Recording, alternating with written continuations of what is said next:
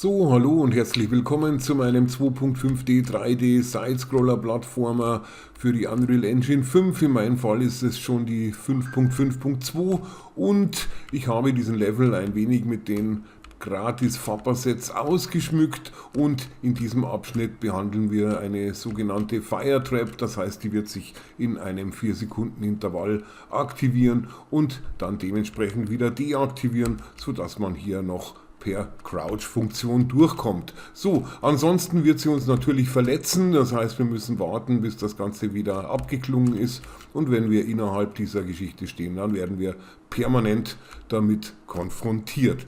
So, das ist das, um das es in diesem Abschnitt geht und dann wünsche ich dir viel Spaß dabei. So, ich habe jetzt mein Level etwas ausgeschmückt. Das bedeutet, ich habe mir noch ein paar kostenlose Assets von Fab runtergeladen. Du kannst natürlich verwenden, was du in deiner Library, in deinem Vault hast. Also ich habe jetzt an dieser Stelle einfach mal dieses Soul Cave mir in meine Library importiert und diese Geschichten gibt es natürlich unter Fab, unter Unreal Engine Environments und wenn man dann hier einfach mal auf Free geht, dann sieht man, dass man hier schon ein paar schöne Environment Assets zur Auswahl hat, die man natürlich dann auch dementsprechend in seine Level und sein Projekt implementieren kann. So, also ich benutze Soul Cave an der Stelle und wenn man jetzt sich fragt, wie sucht man sich da was aus, also ich würde normalerweise den Content Browser einfach auf den zweiten Bildschirm legen, hier oben einfach mal auf Filter und dann eben auf Static Mesh, das war jetzt bei mir schon eingestellt und dementsprechend muss ich es nochmal resetten und wieder aktivieren und jetzt sehe ich aus sämtlichen Fab-Packs, die ich bereits in den zuvorigen Kapiteln heruntergeladen habe, sämtliche Assets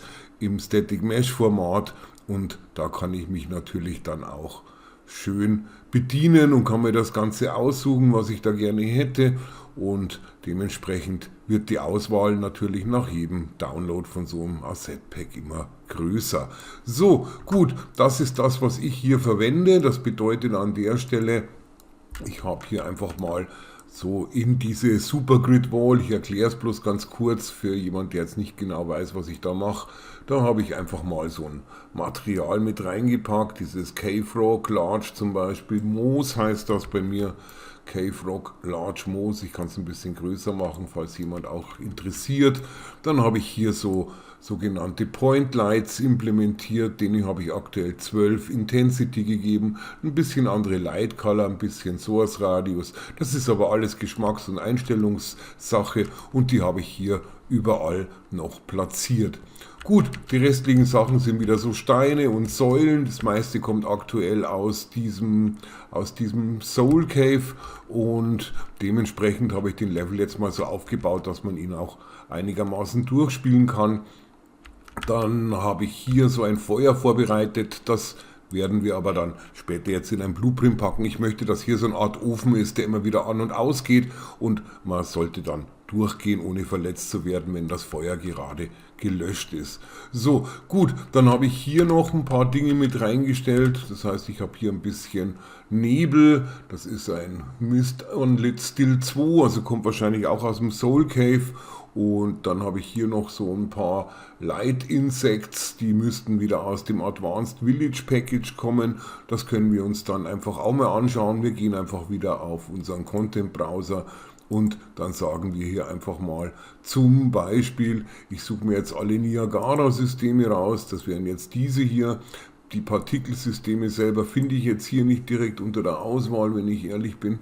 Schaue ich mal, Common Filter, Foliage, Starter Smith. Sieht irgendwie nicht danach aus oder ich übersehe es gerade, doch hier haben wir noch FX, ne, das ist auch Niagara, da bleibt es auch dabei. Gut, dann würde ich einfach ganz simpel sagen, einfach mal Advanced Village Pack Effects, genau, und hier gibt es sozusagen auch diese Dust-Geschichte, es gibt fallende Blätter und das Firecamp, das ich an der Stelle auch benutze. Hier wird es auch noch so Fackeln geben, das heißt, du könntest dir auch so ein Holzstäbchen hinstellen an die Wand, bisschen abgeschrägt und das Ganze mit Fackeln beleuchten und so weiter und so fort. Der Plattform habe ich jetzt aktuell nur ein bisschen die Größe verändert und dann dementsprechend auch das Material nochmal angepasst. Und hier hinten habe ich einfach mal zwei Plattformen, die dann direkt ineinander übergreifen. Das heißt, wenn ich hier auf End Location gehe, dann sieht man, dass das andere hier anfängt. Und wenn ich mit dem da beginne, dann sieht man bei der End Location, dass das hinunter fährt bis auf den Boden. Gut, hier habe ich von dem Soul Cave so eine Statue drin, da kann ich gedrückt durchlaufen.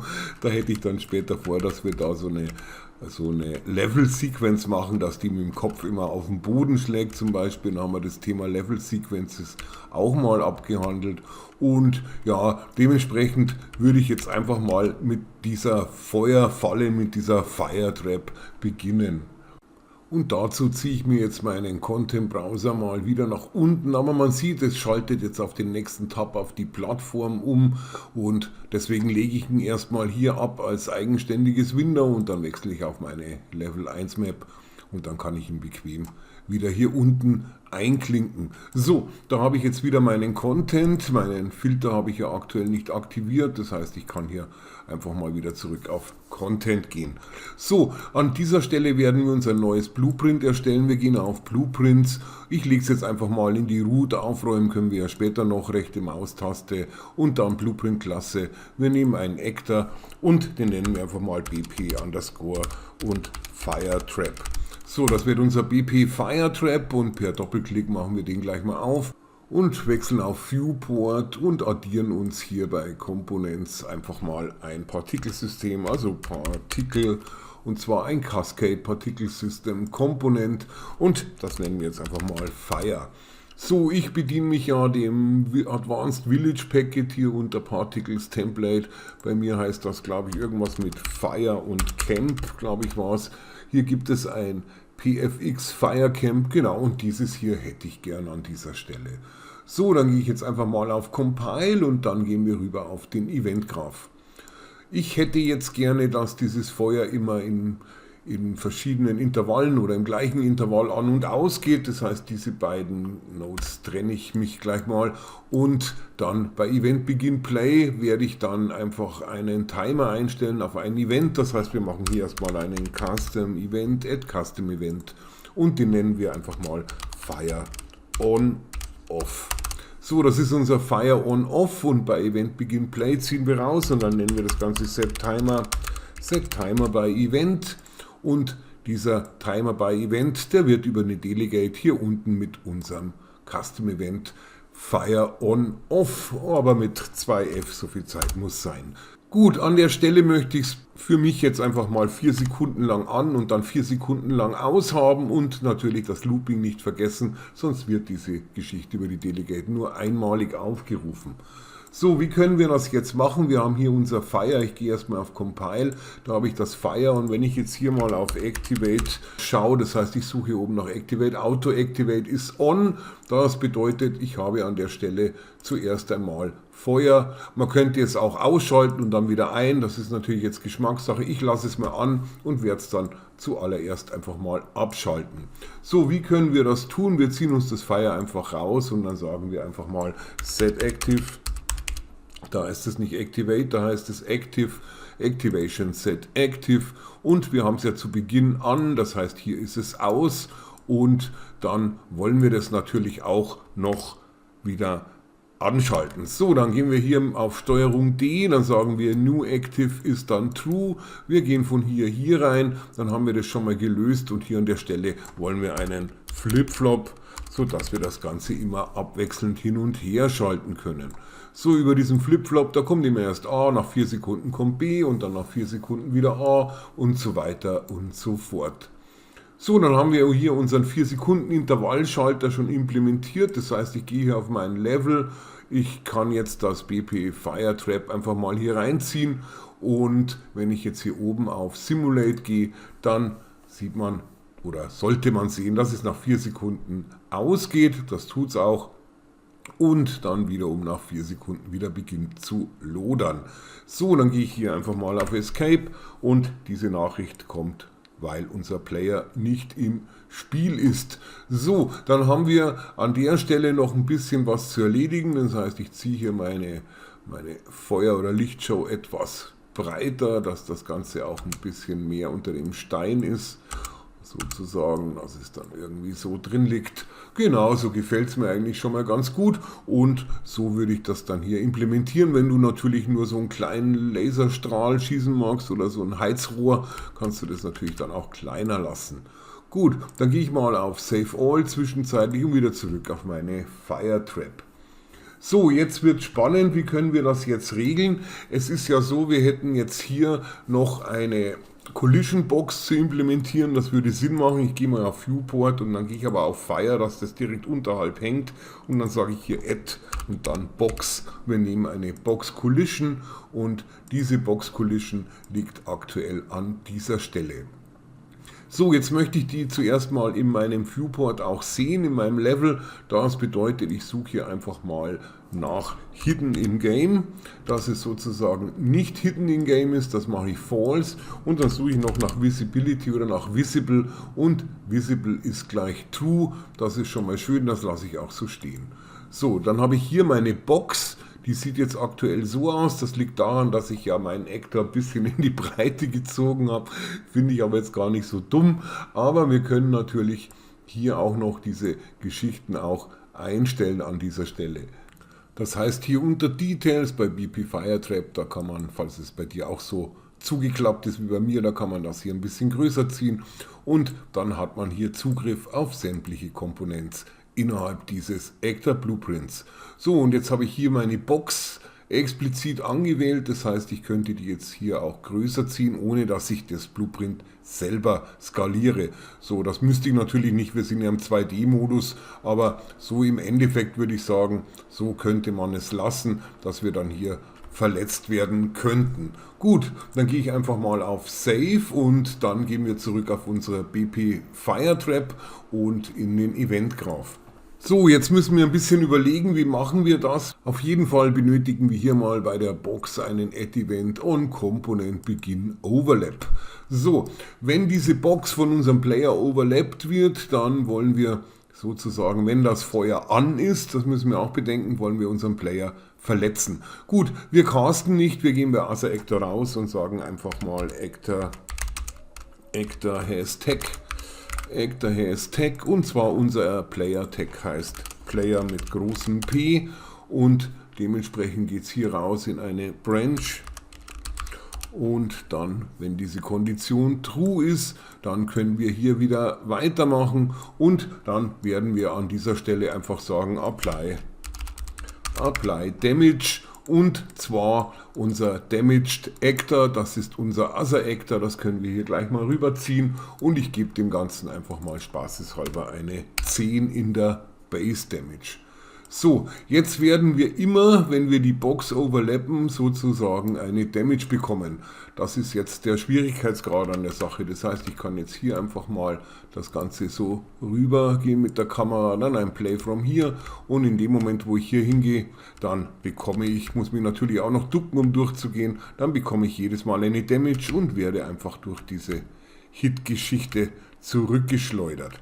So, jetzt wie können wir das machen? Wir haben ja hier ein On-Component Begin Overlap, der jetzt jedes Mal sozusagen diesen Overlap-Event bei Betreten dieser Box auslöst und unseren Player eben damaged. Und das wollen wir natürlich nur, wenn das Feuer auch an ist. So, dann würde ich sagen, führen wir einfach mal testhalber noch eine Variable ein und die nennen wir einfach mal sozusagen Switch oder irgendwie, dass wir wissen, On-Off ist gemeint und das wird mein Boolean Switch Compile Default auf False und den ziehen wir hier mal raus mit Set und dann Steuerung D und kopieren uns den gleich mal durch und ja, wenn das Ding aus ist, dann bleibt es auch aus und wenn es an ist, dann soll es auch an sein.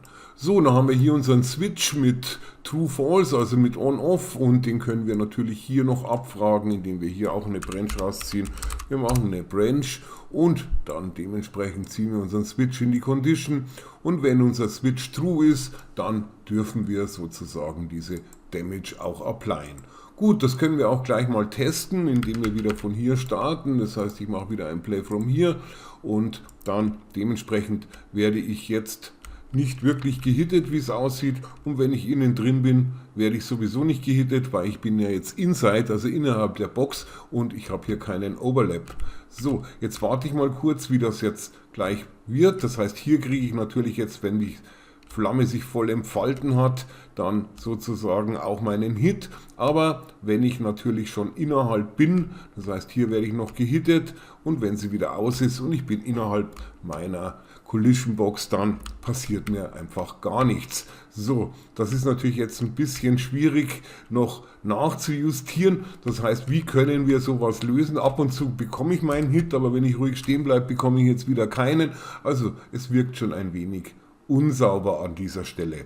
So, gut, dann gehen wir zurück auf unser BP Firetrap. Das heißt, diese Methode ist nur 50% okay, und wir haben jetzt auch keinen Event, der sagt, hallo, bist du Player, bist du innerhalb der Box. Also wir haben hier einen Hit, wir haben ein End und einen Begin Overlap, und dementsprechend, wenn der Player schon innerhalb der Box ist, dann bekommen wir das nicht an der Stelle.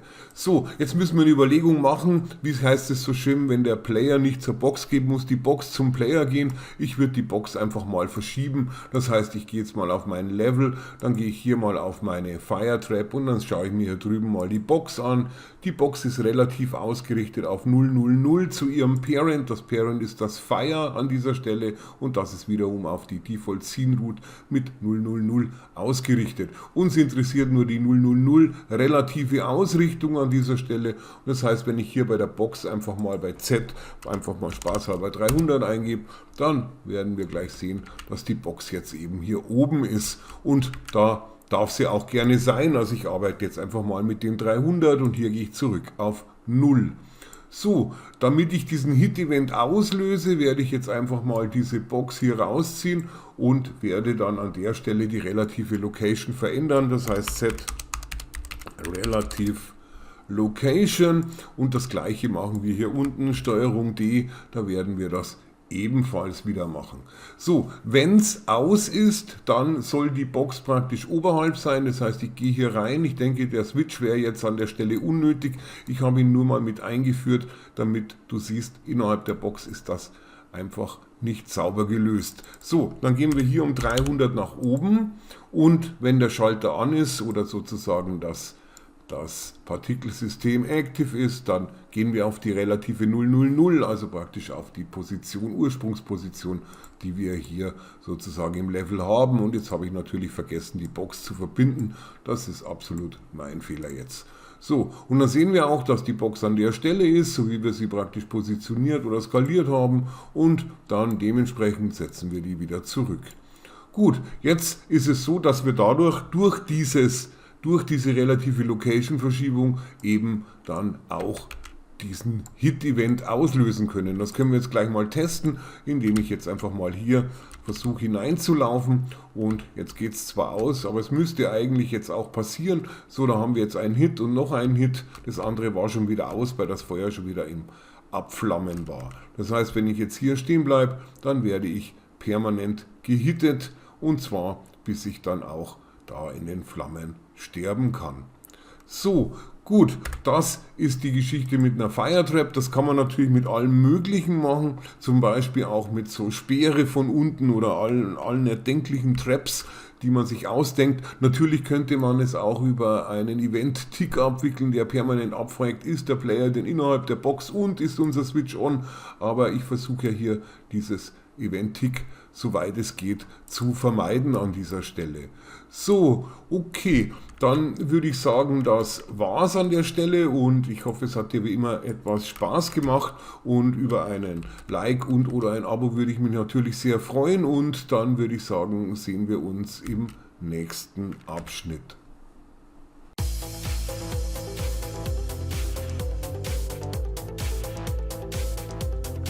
Also haut rein, bleibt cool und bleibt am Ball.